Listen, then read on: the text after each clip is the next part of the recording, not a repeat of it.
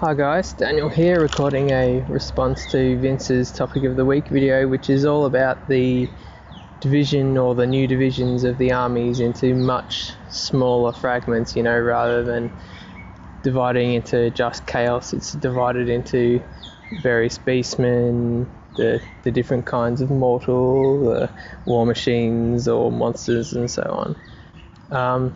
So the first point I would make on that is that I think it really goes further than just the armies themselves. I really do think so. The chaos example is perhaps a bit different because there are so many parts that make up the chaos forces, and so many different. Even under 8th edition, they were separate armies. The beastmen, the demons, the mortal. But even within what were the existing armies, I think they've divided them up even more. I've got a video that I haven't posted that was recorded ages ago. Is a bit of a semi-response to MC1 gamers sort of asking for tactics to beat some of the OP or considered OP things in the game. And it talks about how in that the example that I brought up, the Croxigors sort of shifted from being an upgrade or a monstrous version of the Skinks and Saurus into more of the handler units, so grouped in with the Salamanders and the whatever the other ones are called. I never actually used them, so I can't even remember what they're called. And the other example is how they've divided it up so much that in the War Scrolls, the Skink heroes are grouped with the Skinks and the Saurus heroes with the Saurus, rather than splitting them up into heroes, troops, and so on.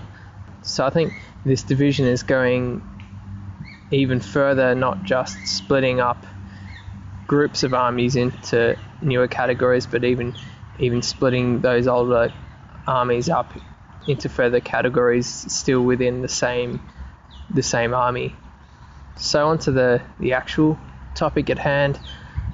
I suppose from my perspective, I do like the splitting up because it opens up a whole lot of options for themed armies, which is really something that I enjoy making. I do like to try and, whether it's a conversion theme or a particular model type theme, I try to get some sort of theme in my armies, and splitting them up in this way and leaving it totally open really gives you the ability to make some of those armies. So what I'm thinking of is now perhaps you could have a wood elf army that is based completely on the forest and the forest defending itself. So you could use the treekin and the dryads and stuff, but then you could go a step further and introduce a whole lot of models from other armies that might represent forest creatures. So you could have some hounds from chaos to represent wolves. You could have some rats, because there are rats in the forest obviously, so you could have packs of giant rats. You could have the centaurs acting as a centaur type creature. So you could start bringing in some of those small parts from other armies that really sort of match a really defined theme. Another example could be if you had a dark elf army, you could go full monster tamers. So rather than just being stuck with the Cold Run Riders, the Carabdus and the Hydra, you could bring in a bunch of particularly lizardmen things. So you could introduce some salamanders, and the other one I can't remember. You could introduce a stegodon and just proxy the skinks on top for some dark elves. So you could do that sort of army. Another idea I have is you could, in the old fluff, and it was part of, I think it was part of Mordheim, but not part of Warhammer Fantasy, was the Amazons. So you could have a lizardman army with a bunch of a bunch of Empire foot troops, and use them as a sort of an Amazon detachment, because in the old fluff they were certainly not, from memory, they weren't super enemies, and they might very well have worked together. And then just one more example as a really left field one is with Nurgle. The fluff behind that is that there's the Garden of Nurgle, and you could make a sort of a Garden of Nurgle themed force and bring in some, tree kin and tree men as sort of really Nurgle tainted forest spirits that have come alive and sort of really represent that Garden of Nurgle spreading across, I suppose it'd be the plane of life. And you could even then face them up against the good side of the Wood Elves, and so you could have the corrupted forest against the pristine forest. So you could have some really cool different themed armies in those sorts of ways.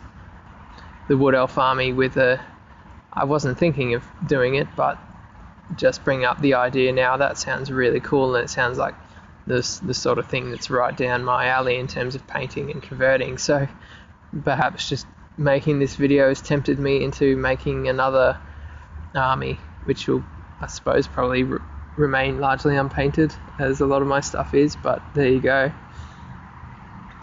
Just a second part of that, rather than themed armies, it also, I suppose, gives you the chance to bring in some dogs of war from the old days. So I think it was back in 6th edition when the dogs of war last existed, there were specific units for anyone who doesn't know about them that could be selected by any army. And so when these were removed, people were all like, oh crap, now we've got all this stuff that we can't use.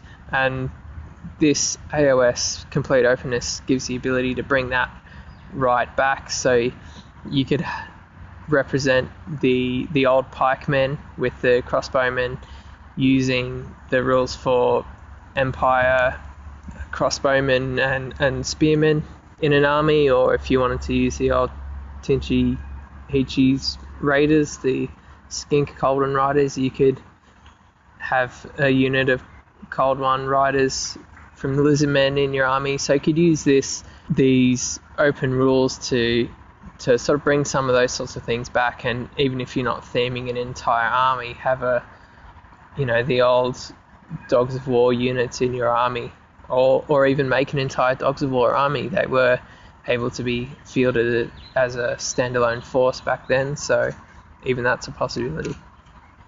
So I might leave it there. As a summary, I suppose I really like the open selection rules. They really bring in a lot of options for theming armies, and even just off the top of my head there, I've thought of 4 or 5 quite interesting applications for these open army selection rules. Alright, till next week. Cheers, guys.